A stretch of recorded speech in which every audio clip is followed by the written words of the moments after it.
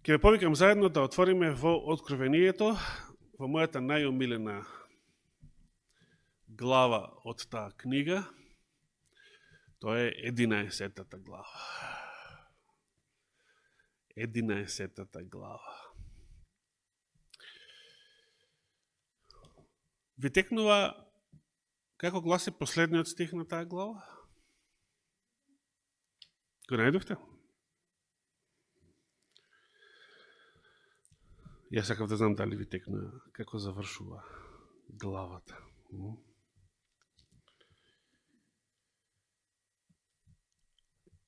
Откровение 11 глава, 19 стих. Овој инако е многу адвентистички стих. Еден од стиховите кои што представувал стожер на пионерите на адвентизмот во Америка средина на 19. век. Пред да го прочитам стихот, сакам да кажам зашто ќе зборувам, почнувајќи од денес, ќе продолжиме и вечер и следните саботи, додека може, додека не заврши темата, а нема да биде многу долга, но може да до крајот на месецот може да фати. Некој од вас ме прашавте, не само мене, туку поставивте прашање и во среда, се сеќавам една среда, и во една друга среда исто така се сеќавам, беше поставено прашањето што се случува и што ќе биде со најважниот артефакт што постои на планетава Земја, а тоа е ковчегот на заветот. Ковчегот на заветот е многу интересен, прво затоа што се уште постои. Ковчегот на заветот постои. Како што вели на Вајд, откако е скриен во една пештера од страна на пророкот Еремија, најверојатно, Елена Вајд не го открива тоа, кој го скрил, но постојат други извори кои што тврдат дека најверојатно тоа било случај. Откако е скриен, никој го нема видено. Че тој си е скриен, си мирува, но се уште постои. И се тоа само по себе е многу предизвикувачки. Дали Господ планира нешто со него, штом тој се уште постои, ама си е скриен. Дали ќе дојде време кога ќе биде откриен?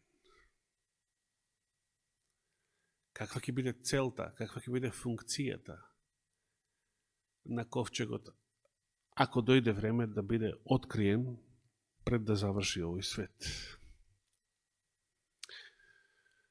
Мнозина се обидувале да го најдат ковчегот на заветот. Затоа постојат цели и филмови, и документација, и историски обиди. Мнозина сакале да го најдат ковчегот на заветот. Наводно дури и нацистите начело со Хитлер биле сериозно заинтересирани да го најдат ковчегот на заветот. Постојат многу тврдења, особено денес на интернет, кога денес многу повеќе се лаже од времето кога постоеше само телевизија, или уште порано кога постоеше само радио, или уште порано кога постоја само весници. Постојат многу тврдења дека е наводно пронајден ковчегот на заветот. Но сите до ден денес се лажни тврдења.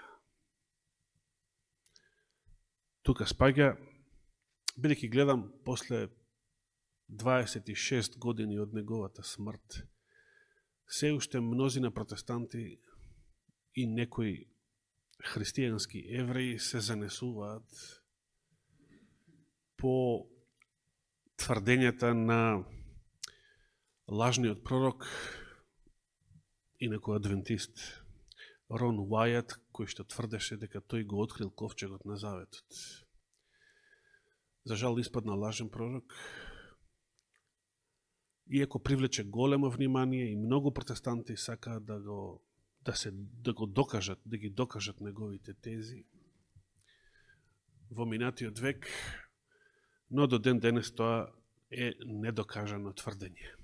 Нешто повеќе и на таа тема ќе зборувам кога ќе дојде време за тој дел, за таа проповед во иднина, ако даде Господ живот и здравие. Сега само нафрлам некои информации. Самата Библија, Новиот Завет, ништо не ни кажува на темата ковчегот на Заветот, освен описот на Старозаветното светилиште, што го наоѓаме во посланието до евреите, во 9 глава, например. Ке го прочитаме и тоа, но прво сакав да започнем со Откровението, бидејќи во последниот стих, 19-тиот, од 11 глава, Јован запишал: тогаш на небото се отвори храмот на Бога, или Божиот храм, и се јави ковчегот на заветот во неговиот храм. И имаше светкавици, и гласови, громови, и земјотрес, и град голем. Тогаш кога се покажал, кога се јавил ковчегот на заветот. Каде? Во неговиот храм. Каде?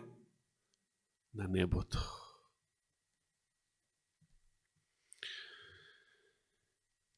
Значи, испоред овој стих, испоред Откровението, на повеќе место, на небото има храм, Божи храм. И во тој храм има што? Ковчег на заветот. Така читавме, така го пишем, нели? Така е наречен. Се јави ковчегот на заветот во неговиот храм. Се поставува прашање: кој е тој ковчег? Дали е тој истиот ковчег од што бил на земја? Дали е тој однесен горе во небесниот храм?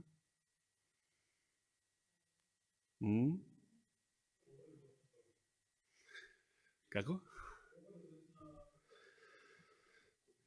Копија. Или тој што е на земјата, што бил на земјата, е копија на оној што се наоѓа на небото. Значи, дали имаме само еден ковчег на заветот, кој што бил на земјата и некогаш после времето на пророкот Еремија и рушењето на Соломоновиот храм е однесен на небо, или можеби после Христа, не истиот тој ковчег, или имаме два ковчега, едниот е цело време на земјата, се уште скриен, и имаме еден оригинален кој што е од секогаш и бил во небесното светилиште, во небесниот храм. Како ќе одговориме на ова прашање? Рековте образец, па затоа има два, нели? Како го докажуваме тоа со Библија? Како го докажуваме тоа со послание до евреите? Во ред, споменавте послание до евреите.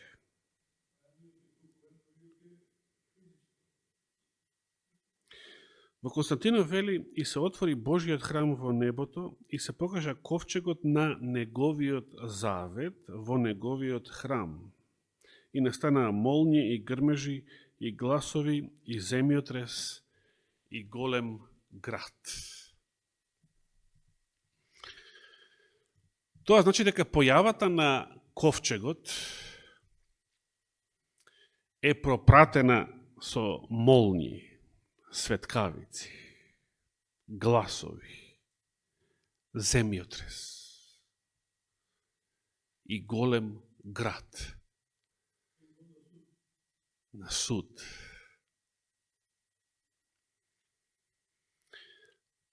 Каде што има суд, има што? Има закон. Врз основа на закон се суди, така? Може да постои суд без закон?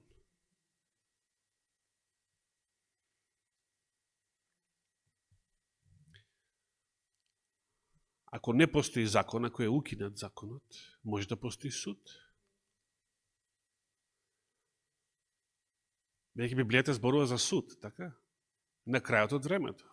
Зборува за Божи суд. Откровението зборува за Божи суд.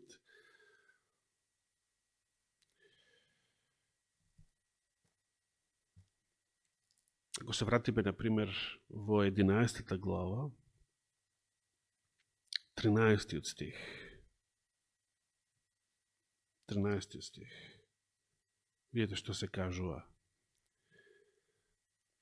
Во тој час ќе настане голем земјотрес и 1/10 од градот ќе се сруши, а од земјотресот ќе загинат 7000 човечки имиња.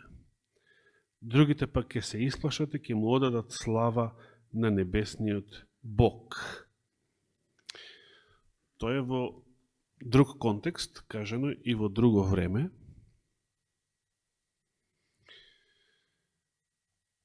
Осумнаесетиот стих, например. Народите збеснаа.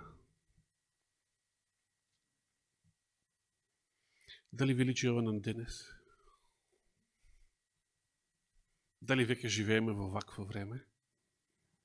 А ова е само 18 стих пред 19-тиот, каде што се отвори Божиото светилиште, Божиот храм на небото и се покажа ковчегот на неговиот завет. Ковчегот на заветот се јави во неговиот храм. Еден стих пред тоа. Народите збеснаа.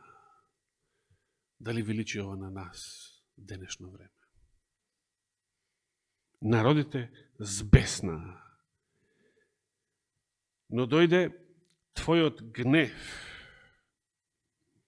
и времето да им се суди на мртвите. Ако го препознаваме нашето време во првите два збора, народите збеснаа, ако веќе живееме во време кога народите збеснаа, што следи постоа според овие зборови? Дојде времето да им се суди на мртвите и да им дадеш награда за слугите твои, пророците, светиите и на оние кои имаат стравопочет кон името Твое. Ова му се обраќаат на Господа. 24 старешини го кажуваат тоа. Мали и големи, и да ги погубиш оние што ја уништуваа земјата. Луди од Били и компанија. Ако не се покајат, ќе се најдат во оваа класа. Ако воопшто може да се покајат.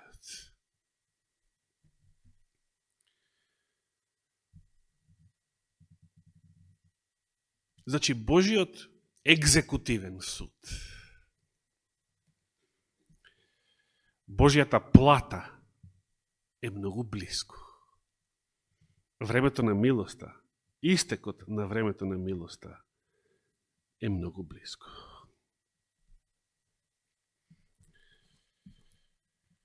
Интересно е што 11-та глава од Откровението исто така започнува со нешто, нема да читаме цела глава, со нешто што личи на суд.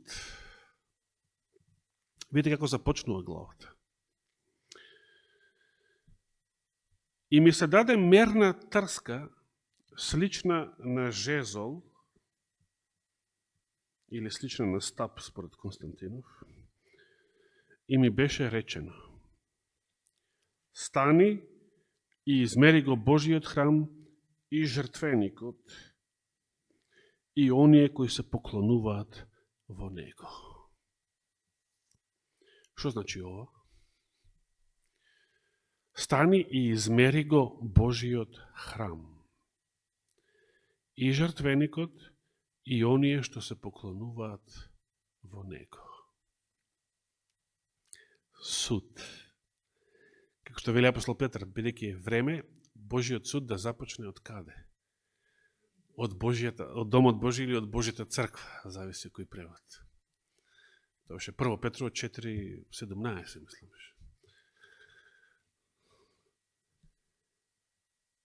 Мерењето на Божиот храм, не значи мерење на димензија колко е висок и така натаму, ниту мерење на оние што се поклонуваат во него, кој колку е висок. Висок, дебел, слаб, тежок и така натаму. Туку, од каде знаеме дека мерење, како со Валтазар, мерење значи суд. Измерен си на мерила и си се нашол лесен.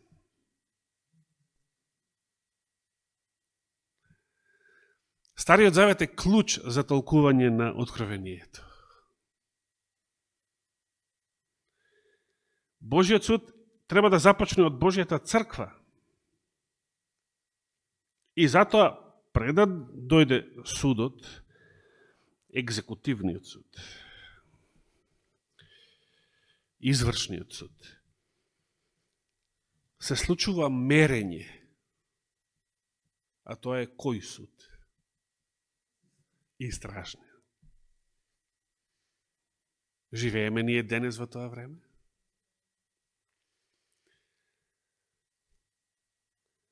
Прво ќе бидеме измерени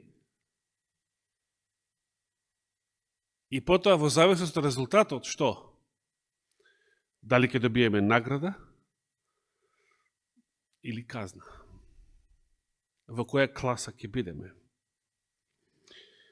Дали во оние што се наречени слуги Господови, пророците, светиите и на оние што имаат стравопочит кон името Божјо, 18 стих, мали и големи, или кон оние кои што ја уништуваа земјата и кои што ќе бидат погубени од неговиот гнев. Затоа што народите збеснаа, но дојде твојот гнев и времето да им се суди на мртвите. Значи, дојде крајот на милоста. Живееме во времето кога народите збеснаа? Прашање за размислување. На што конкретно се однесуваат овие зборови? Но ако живееме, ако ви личи времето во кое што живееме, дека овие зборови се веќе сегашност, народите збеснаа, тогаш колку сме близу до времето на Божиот гнев, значи крајот на милоста, и времето на судот, што потоа се споменува. Колку сме близу. Тоа е следното, веднаш следното, после збеснувањето на народите.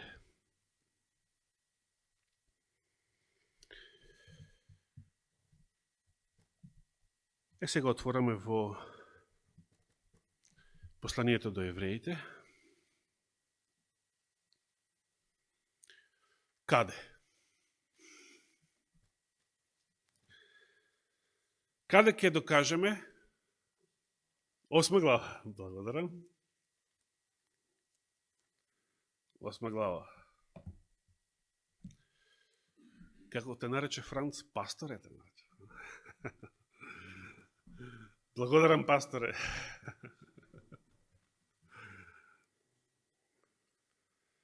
Послание до евреите, 8 глава. Што ни кажува таму апостол Павле во врска со светилиштето и со предметите или објектите што се наоѓале во него?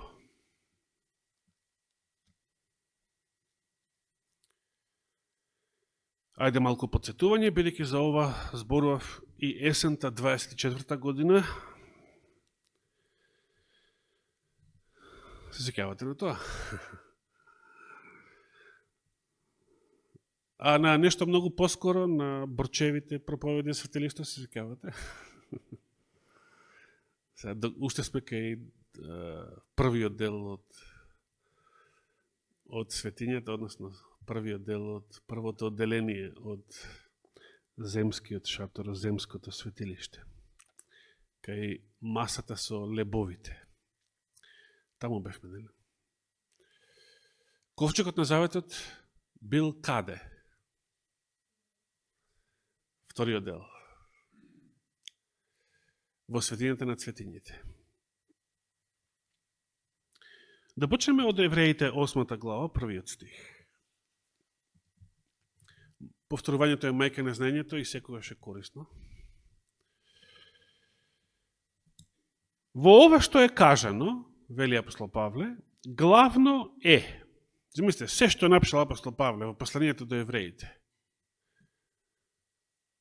го сумира сега она што е главно. Она што е главно.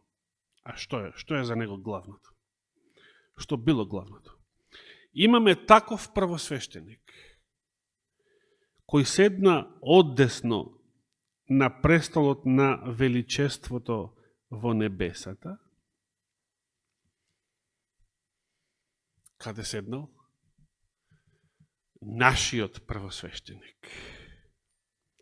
Седнал оддесно на престолот на величеството во небесната. На престолот на небесниот крал. Престолот на небесниот цар.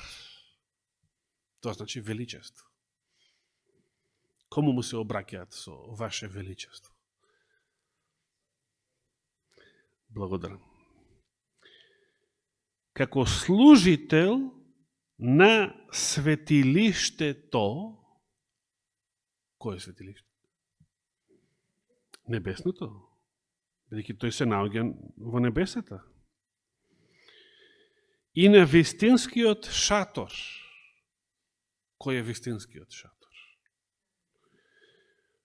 Оној што го подигна Господ, а не човек. Каде се наоѓа земскиот шатор? Постои земскиот шатор? Да не е некаде расклупен, здиплен? Каде се наоѓаат тие платна, тие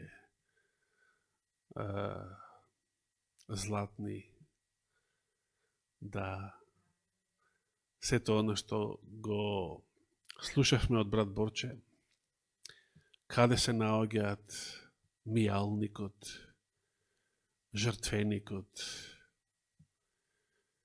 каде се наоѓа масата со лебовите. Каде е сето тоа денес?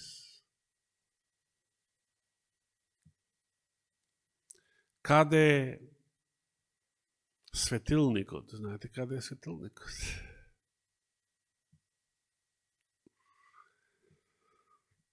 Светилникот беше запленет од римјаните при рушењето на храмот 70-та година после Христа.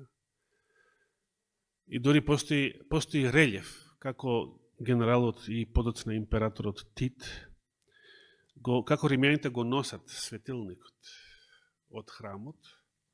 Постои тој релјеф, постои се уште во Рим. Се вели дека кога Рим бил уништуван и плячкан од визиготите, визиготите го украле светилникот и го однеле некаде во Шпанија. Наводно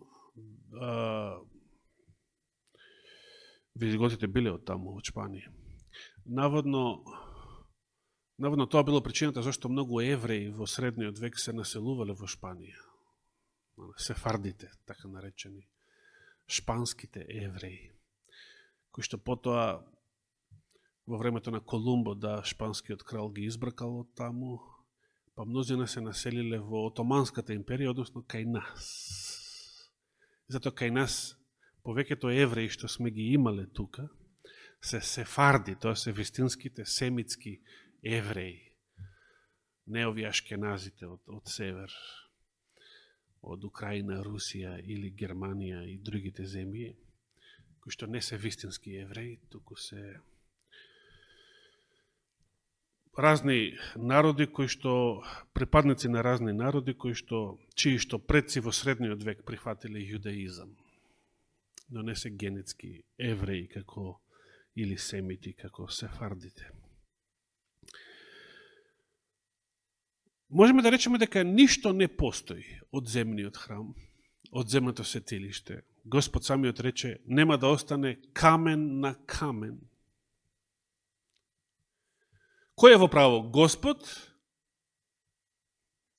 или сите они кои што тврдат дека ѕидот на плачот во Ерусалим?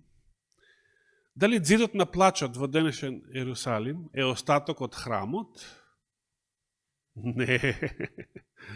Господ што рече за храмот? Нема да остане камен на камен што нема да биде урнат. Ѕидот на плачот не е остаток од храмот. Ձидот е остаток од еден ձид. Нема врска со храмот како зграда, како градба. Ништо од земното светилиште, може да речеме, не постои, освен една работа. Ковчегот на заветот. Тој се уште постои. Каде? Само Господ знае. Скриен. Зошто? Има Господ намера да го покаже во иднина? Постои едно верување, една теза, за која што ние ќе се потрудиме во серијата на ова проучување, да докажеме дали е вистина или е црквен мит, како што го нарече Љубица. Постои една теза во адвентизмот со децении, која што тврди дека ковчегот на заветот, што е скриен, значи земскиот ковчег, ќе биде откриен во времето на неделниот закон. Или после донесувањето на неделниот закон. Со цел неговото откривање да служи како сведоштво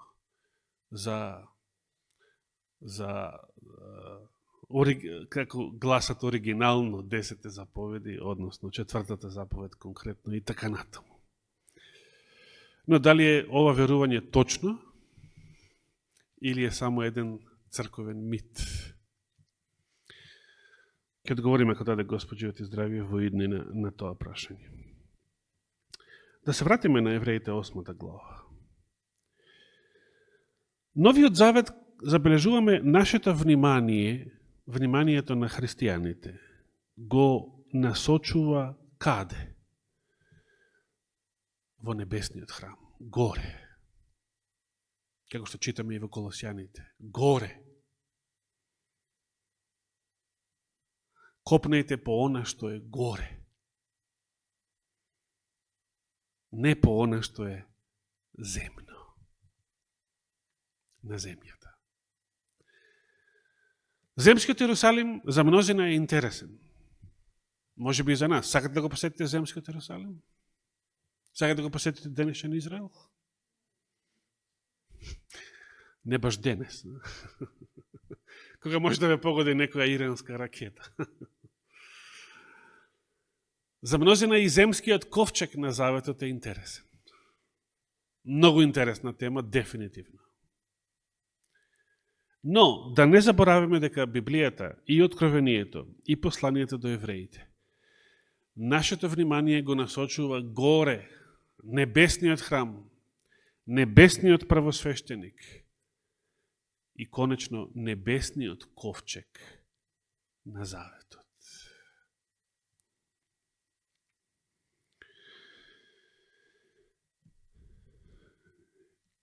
Само за довршиме за денес до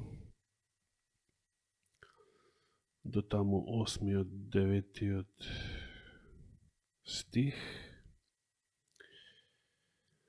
Значи, вистинскиот шатор и вистинското светилиште кое што го подигна Господ, не човек, продолжуваме со 3-иот стих, зашто секој првосвещеник се поставува за да принесува и дарови и жртви. Затоа е потребно и тој, небесниот првосвещеник, Христос, да има што да принесе, за да биде свещеник, за да биде првосвещеник. Тој треба нешто да принесе. Зашто ако тој беше на земјата, Христос кога беше на земјата и кога сега би бил на земјата, не би бил ниту свештеник. Зошто? Затоа што нема квалификации да биде земски свештеник. Не од левитското племе. Тоа го кажа апостолот во претходната 7 глава.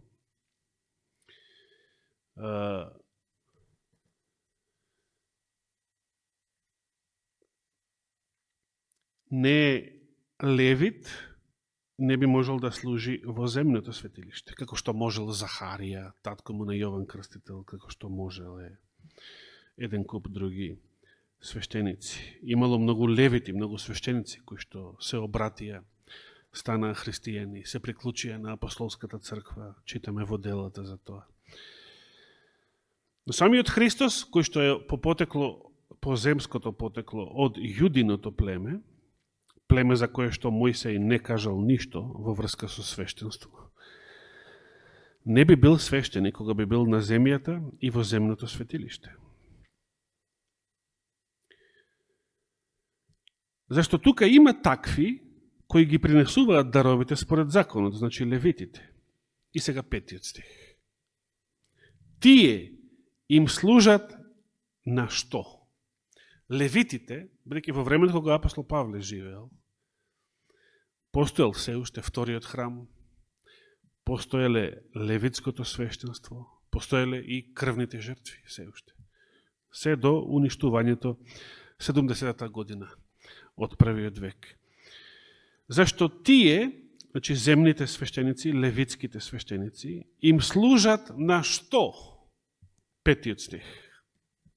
Што читате? Тие им служат на што? Ајде кажете ми, што читате? Сликата. Слика. Пак доаѓаме до слика, Илија. Слика и оригинал.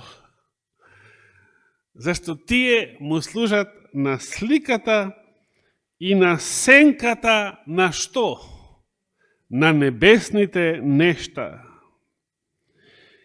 Како што му беше речено на Мојсеја, кога требаше да го направи шаторот. И сега не враќа во Мојсеево време, во Стариот Завет, длабоко во Стариот Завет, во Мојсеево време.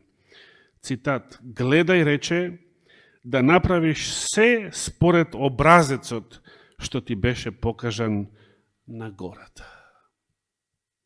Значи, целото земно светилиште и шаторот и двата храма, апостолот ги нарекува само слика, сенка на небесните нешта. Што се небесните нешта? Небесниот храм, небесното светилиште. Така.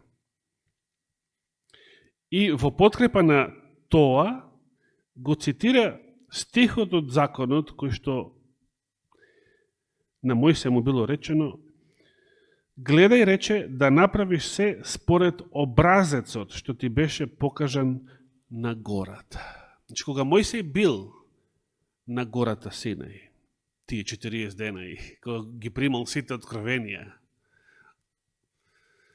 од Господа, кога се дружал со Господа 40 дена. Замислите што значи да се дружиш со Господа 40 дена и после тоа се симнува Мојсей и лицето му свети, толку многу му свети лицето од Божијата слава, што синовите Израелови не можеа да гледаат во неговото лице. И бара Мојсей да си стави што?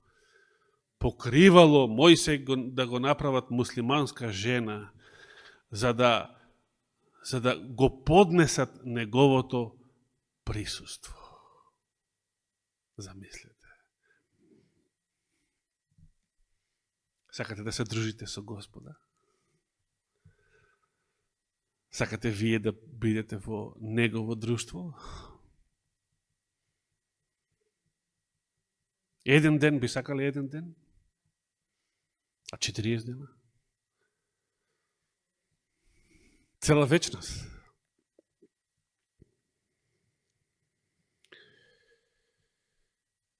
Значи, Мојсей, кога бил на гората, не му биле кажани само инструкции што како да се направи, туку му била покажана слика. Му бил покажан образец. Според апостол Павле, што му било покажано? Слика на небесното светилиште, небесниот храм, небесниот образец и сите предмети што биле во него. Значи, на небото постои храм уште пред да постоел земскиот. Постои светилиште уште пред да постоело земското, земниот шатор. И се што постоело во земниот шатор, постоело каде? Горе. Се што било во земниот шатор, значи ковчегот на заветот, било само копија, било само слика на оригиналот што се наоѓа горе во небесното светилиште. И па сега, само врз основа на тоа што досега го проучивме од Божиото Слово. Што мислите, како ви се чини? Ке се пронајде земниот ковчег на заветот? Ке се открие или не? Ке има некоја функција во последно време? Да или не? Прашање за размислување.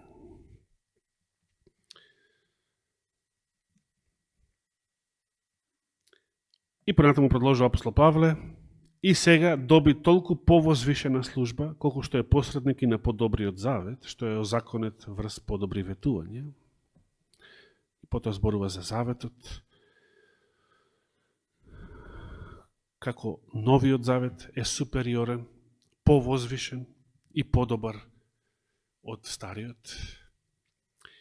Па според тоа, продолжува понатаму и во 9 глава, дека за небесното светилиште, небесниот храм, светилиштето на новиот завет е што?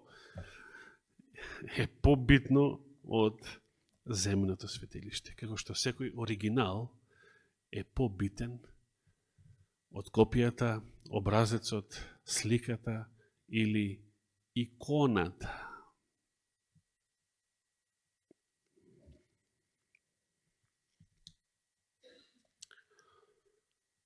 Тука ќе застанеме. Заклучок. Новиот завет. Нашето внимание го насочува кон небесниот храм, небесното светилиште.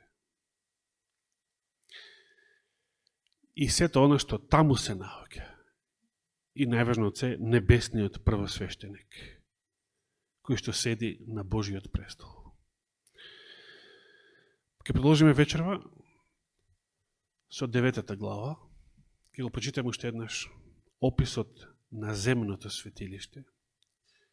Уште еднаш што све имало таму, па ке се вратиме кај Мојсеја, каде што ке почнеме конкретно со ковчегот на заветот. Нека му е фала и слава на Господа. Ви благодарам за вашето внимание.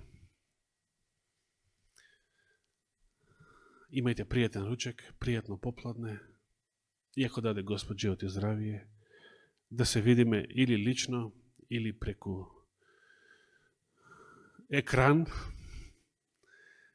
и оваа вечер со почеток во 18 часот. Амин.